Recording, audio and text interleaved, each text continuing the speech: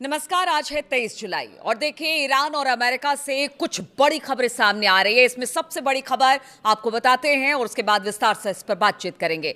लाल सागर तक पहुंची है जंग। अब हुती ने 2 टैंकर पर मिसाइलें दाग दी हैं। ईरान ने 12वीं रात भी अमेरिका पर हमला किया है। इसके अलावा अब्बास अराक्ची ने किस तरह से अमेरिका को धमकी दी है, तो आज ये कुछ बड़ी खबरें हैं जिस पर नजर रहेगी। सबसे पहले बात करते हैं तो जैसे जैसे दिन बीत रहे हैं मिडिल ईस्ट की जंग और ज्यादा उग्र होती चली जा रही है। अमेरिकी सेना ने लगातार 12वीं रात ईरान पर हमला किया है।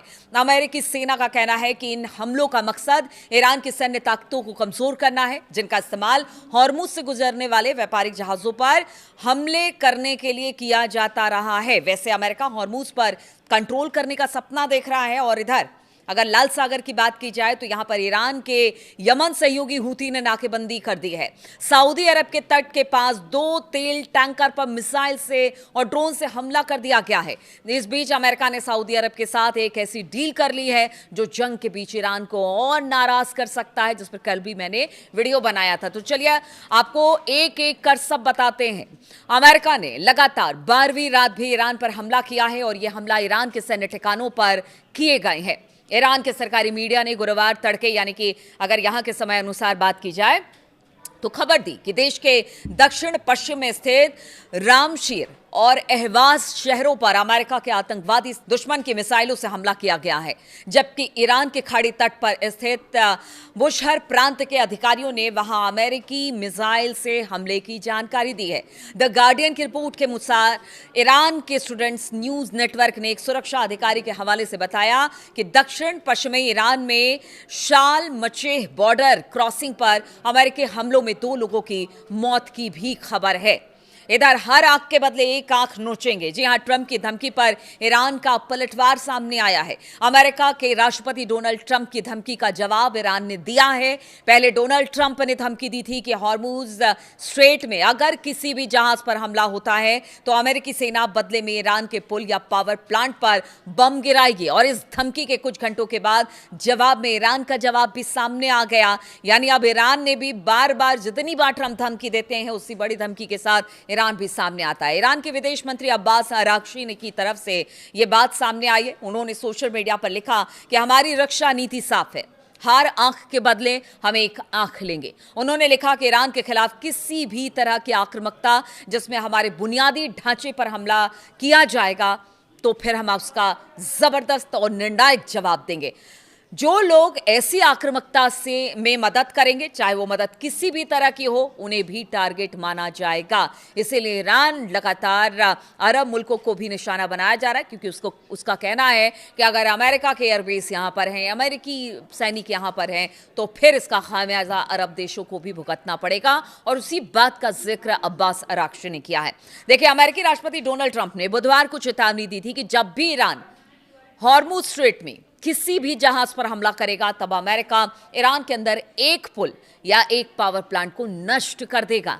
ट्रंप ने अपने सोशल मीडिया प्लेटफॉर्म एक्स पर लिखा, अब से जब भी Islamic Republican of Iran Hormuz strait में किसी भी जहाज, मिसाइल, रॉकेट या ड्रोन किसी भी अन्य हथियारों से गोलीबारी करेगा तो अमेरिका एक पुल या फिर पावर प्लांट पर बम गिराकर उसे नष्ट कर देगा। और इसी के जवाब में अब्बास अराक्ची ने कहा कि हम आप एक पुल गिराएंगे, आप एक पावर प्लांट, हमारा जो पावर प्लांट है उसे नष्ट करेंगे, तो फिर हम भी वैसा ही करेंगे। और फिर ये मत कहिएगा कि हमने फिर हमला किया या फिर जिस तरह का नैरेटिव आप पेश करते हैं उस तरह की बातें आप नहीं करेंगे। यानी लगातार चुनौती ईरान बना हुआ है। अमेरिका ताकत से वार करता है तो अपनी पूरी ताकत के साथ ईरान भी उस पर हमले लगातार कर रहा है। लेकिन अब जो खबर सामने आ रही है लाल सागर से, वो जरूर पूरी दुनिया के लिए टेंशन भरी है। लाल सागर में सऊदी के टैंकर पर हुती का हमला हुआ है।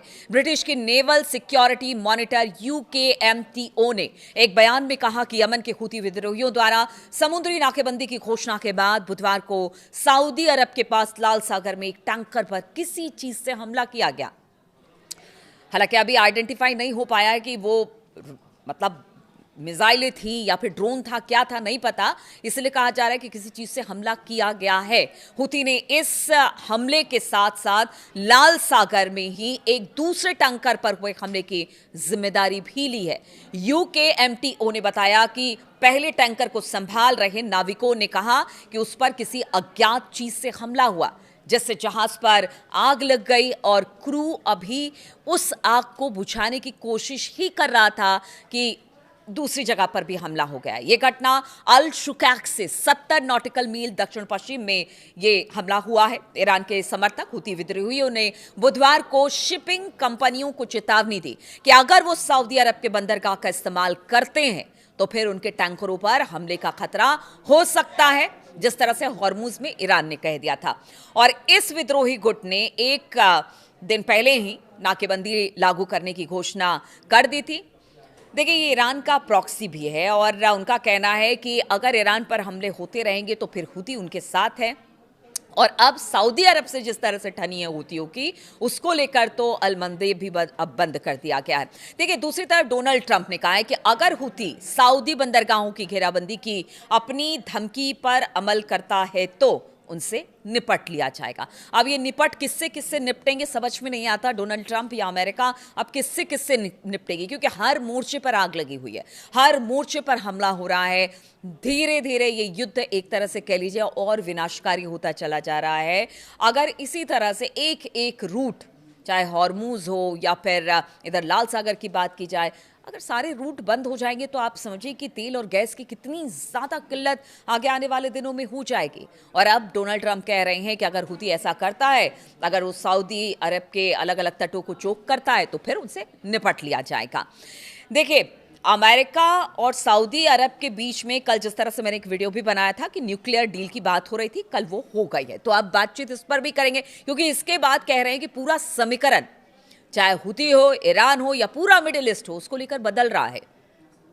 अमेरिका ने इस न्यूक्लियर डील को लेकर कहा कि उसने सऊदी अरब के साथ नागरिक परमाणु सहयोग समझौता किया है और यह एक ऐतिहासिक समझौता है जिससे सऊदी में नागरिक परमाणु कार्यक्रम शुरू होगा। यानी कि इस समझौते के तहत नागरिक इस्तेमाल के लिए सऊदी अरब में यूरेनियम संवर्धन यानी कि यूरेनियम इनरिचमेंट सुविधा बनाने की अनुमति मिल गई है।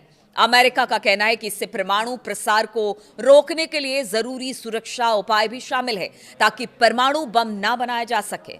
परमाणु बम नहीं बनाया जा सके, लेकिन चाबी तो आपने दे दी है उसकी। अब कैसे इसका ताला खुलेगा और कैसे ये एक तरह से आगे आने वाले दिनों में खतरा हो सकता है, इसको लेकर भी जो विशेषज्ञ हैं वो चिंता जता रहे हैं। देखिए, अमेरिका ऊर्जा विभाग ने एक बयान में कहा कि दोनों समझौते मिलकर दशकों तक चलने वाली और अरबों डॉलर की उस साझेदारी की कानूनी नींव रखते हैं जो परमाणु प्रसार को रोकने समेत कई अहम आर्थिक और रणनीतिक लक्ष्यों को आगे बढ़ाती है। यहां ध्यान देने वाली बात यह है कि यह कदम ऐसे समय में उठाया गया है जब राष्ट्रपति डोनाल्ड ट्रंप के नेतृत्व में अमेरिका ईरान के साथ जंग लड़ा है। इस संघर्ष की शुरुआत मुख्य रूप से ईरान के परमाणु कार्यक्रम को लेकर ही हुई थी और उसी की चिंताओं को लेकर हुई थी और इसी की वजह से यह पूरा युद्ध हुआ। यह मुद्दा शांति वार्ता के दौरान भी विवादों का एक मुख्य बिंदु रहा। बताया गया इस पर आगे बैठकर अलग से चर्चा की जाएगी।